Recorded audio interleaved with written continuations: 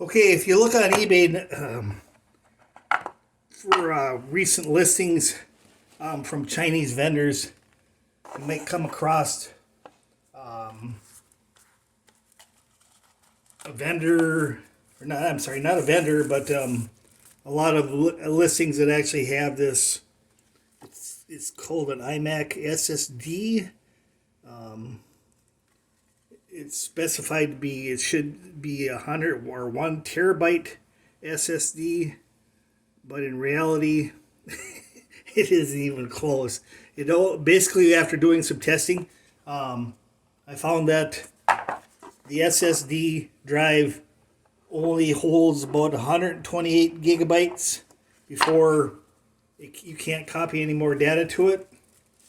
And once you get to the close to that capacity,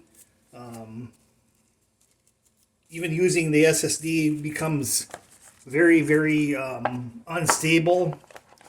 So I don't imagine that many people would find any value of installing something like Windows onto the SSD and then expecting it to work properly for very long, because, like I say, the once it reaches 128 gigabytes, you can't copy anything more to the SSD because it's just full.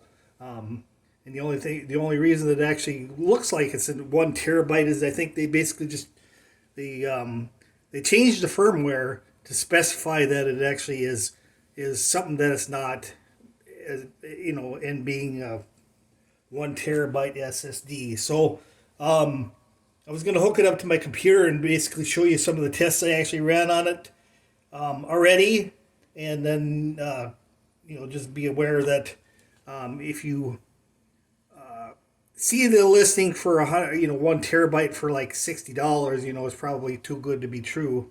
And the only reason I really bought it myself is because I knew that I would be able to get my money back, because there's no way that you could buy a usable, functional 1 terabyte SSD for $60 in the real world at this time.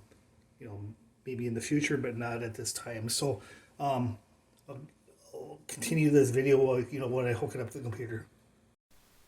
Okay, since I use Linux as my default operating system, I can use gparted to set up the partition tables and so forth on the disks. So currently, what you see right here is the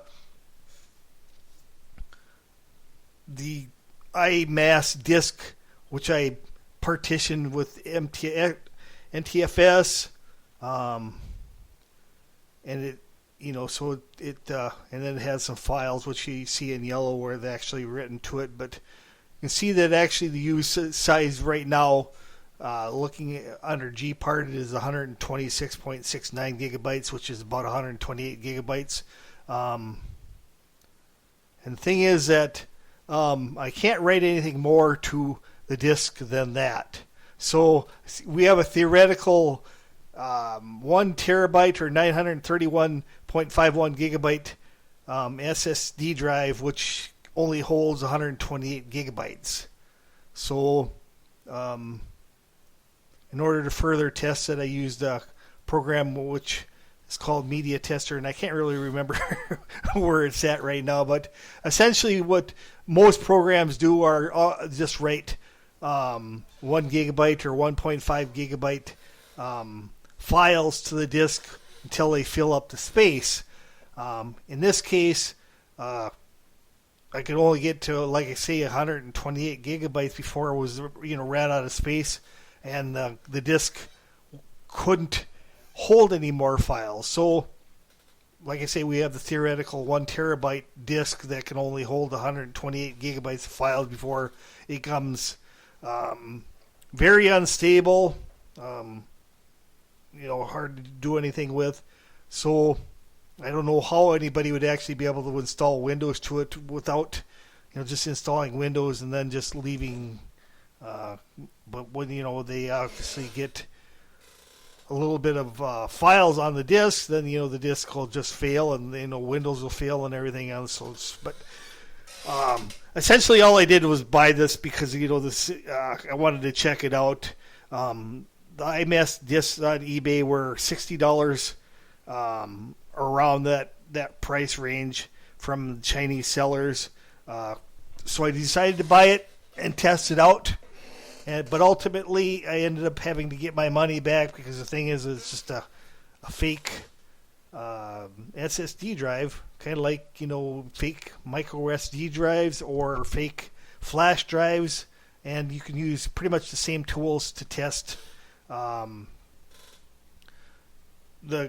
capacity of a SSD drive as you use, the tools are used to test flash drives.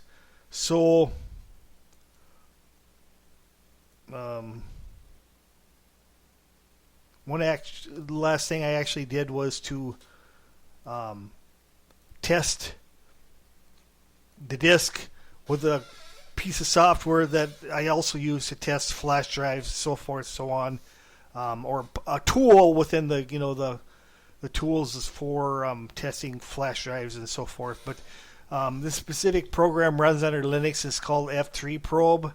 So it usually just probes the disk to test to see if it's functional or not, and if it is the proper size and can hold the data that it says it can hold, then obviously it's not going to come up with a message that says bad news, the device STB is damaged, and then basically the related information below that. But so essentially, I just made this video to warn people to be aware that if they buy a 1 terabyte disk, especially the IMAS one that's available from many sellers on eBay, that you may not be getting what you think you're getting, and unless you want to just buy it and try to get your money back after the fact, I would probably just avoid buying it in the first place.